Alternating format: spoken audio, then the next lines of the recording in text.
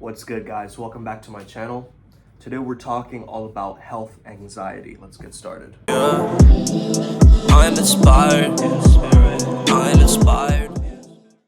Hey there, guys. How's it going? My name is Sumit Chatterjee from the Flow Zone Academy, and I'm a flow state coach, which means that I help you feel better and perform better. Today we're talking all about health anxiety, how to deal with health anxiety. I've gotten this from a lot of my coachees, and I've started to understand it's a very important topic, okay? Especially now with the pandemic where everyone's freaking out, like, what am I gonna get? Am I gonna get sick? And all this kind of stuff, okay? You might be ruminating, you might be washing your hands a bunch of times, you might be, overusing your sanitizer, whatever it is, okay?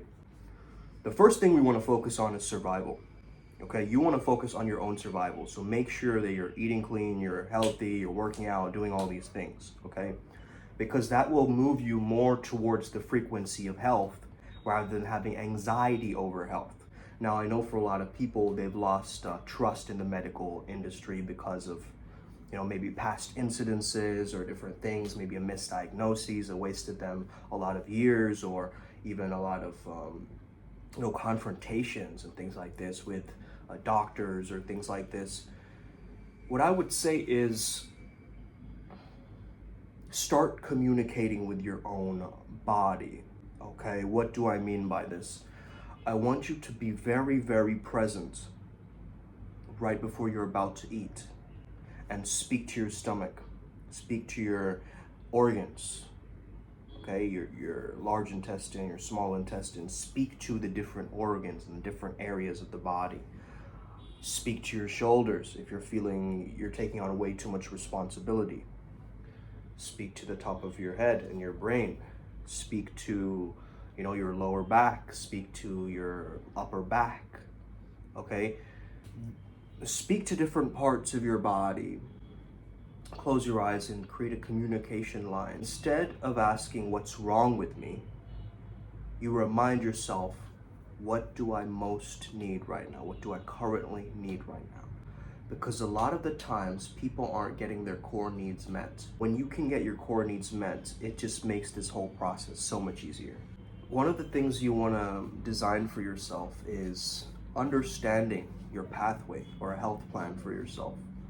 Focusing on wellness, focusing on well-being, focusing on self-sufficiency, self-care. If you don't like those words, by the way, change them, okay? If you don't like the word self-care, change it to, I'm just training myself, I'm revitalizing, I'm restoring my energy, whatever it is that makes it sound cool, okay? You can create your own process for this. Don't go by some kind of don't randomly hire a nutritionist out of the blue. Actually look at the things like, list your allergies out, list the different foods that are tolerable for you, understand that what your body can adapt to and what it likes and what it doesn't like. You're gonna learn this throughout time, right? It's not gonna happen like right away where you're like, oh yeah, this is healthy, so, I'll just stick to this. Nowadays I'm simplifying my meals a lot more, and I understand the value of that, right? It's not all about taste, and I can always buy like a, mixed pickle or, some spices. I can always put some hot sauce on the food. I can always add and amplify, right, different tastes to my food where I understand that it's going to actually help me, right? A lot of people who lose trust in the medical industry and things like this, they go towards alternative medicine and healing and things like this. That stuff has its value. That stuff, is really, really, unique and powerful. Like, for instance, I really love homeopathy and, different types of Ayurveda and things like this as well. Ayurvedic supplements I'm constantly taking and things like that. So I do believe that there is definitely potential there. The thing is, if you're on the side of the road and you're bleeding, right, you're going to need some form of help, no matter who gives it to you, right? If it's a teenage boy in a lab coat or something, even then you take help from them, right? You don't care what they look like, you're bleeding. You want to get away from the pain. You want to heal yourself. You want to transmute the pain. You want to process the pain. You don't want to hide away from it, resist the pain, okay? This is one of the things, right, that I've had to learn a very hard way. Whatever you resist will persist. So if you have an issue with health, you're always gonna have an issue with health. You need to have a courage with health, not an anxiety with health. You get what I'm saying? You need to be brave at this moment. And when you build up your bravery and your tolerance, and the fact that, hey, maybe I can't trust these doctors, you get very suspicious, or, you start imagining all the doctors, caregivers around you, okay?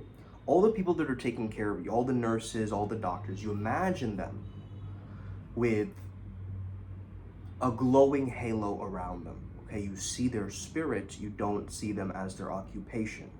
Now, this is a different perspective, and you might not align with this, some of you. You're like, oh, whatever, they're glowing auras. But for others, you will start to realize how your relationship to health starts to change.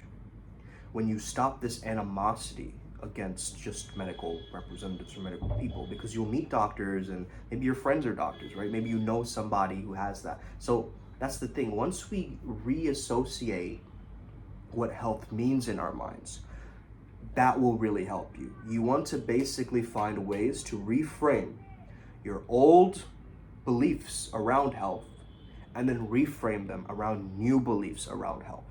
If you need support on how to do this, reach out to me. There are many other practitioners who can help you. If you don't resonate with me, that's fine. Reach out to people who are, doing some NLP work, doing some change work, working with the subconscious mind, okay? This is what is most important. You need to get in touch with somebody who works with the subconscious, whether that be a hypnotist, whether that be somebody who's working with trance work or therapy. You see a lot of people who go to psychiatrists and therapists, what happens is they focus only on the mind, and so they go there and they start journaling, and they start talking about their problems, and they keep emphasizing those problems every time they go in and meet them. And of course, after talking a while about the problem, it's supposed to release, right? It's supposed to be let go of. But a lot of these psychiatrists aren't giving people somatic releases, right? This is why I tell my clients to shake, right? Or do bioenergetic breath work, or, bowspring, or, all of these different exercises, because I understand that somatic feeling of letting go is so important and visceral. The peak states that we activate, right? To be able to get to that point, that moment of ego death, it's so, so crucial in transforming you and changing your personality, distorting away the delusional identity that doesn't serve you anymore. So if you need help with this, shoot me a message. I hope this video helped you out today. Have an incredible day.